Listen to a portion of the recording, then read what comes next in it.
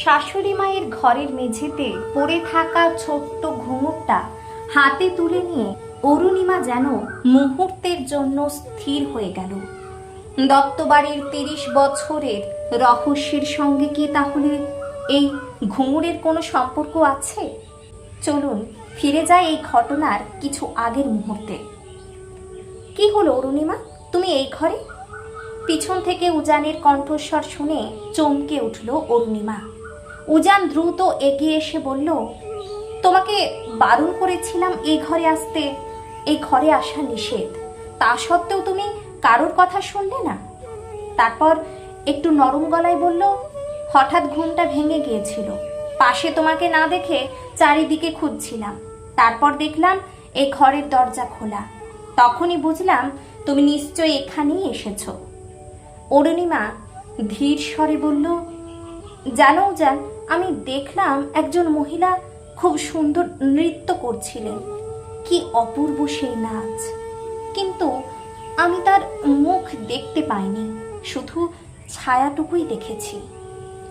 উজান বিরক্ত হয়ে বলল, এসব নিয়ে আর ভাববে না, আর কখনো এই ঘরে আসবে না। সেদিন আর কিছু বলেনি অরুণিমা। তার মনে সন্দেহটা থেকেই গেল। সে বিশ্বাস করত না যে এটি কোনো অলৌকিক ঘটনা, এর পেছনে নিশ্চয়ই কোনো বাস্তব কারণ আছে।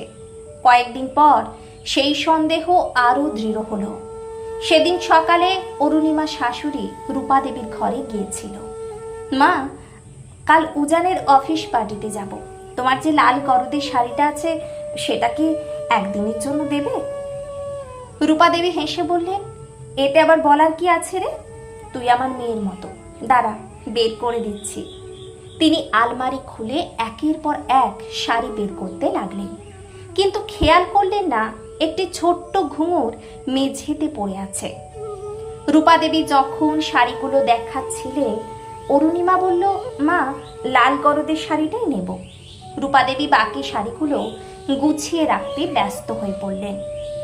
অরুণিমা ঘর থেকে বেরিয়ে আসার সময় হঠাৎ মেঝেতে চকচক করতে থাকা ছোট্ট বস্তুটির দিকে নজর গেল।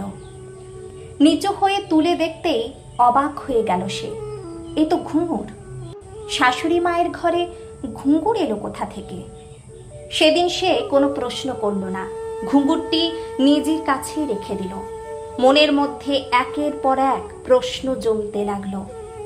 কয়েকদিন পর আরও একটি ঘটনা তার সন্দেহকে প্রায় নিশ্চিত করে দিল। সন্ধ্যাবেলায় সবাই মিলে টিভি দেখছিল। টিভিতে তখন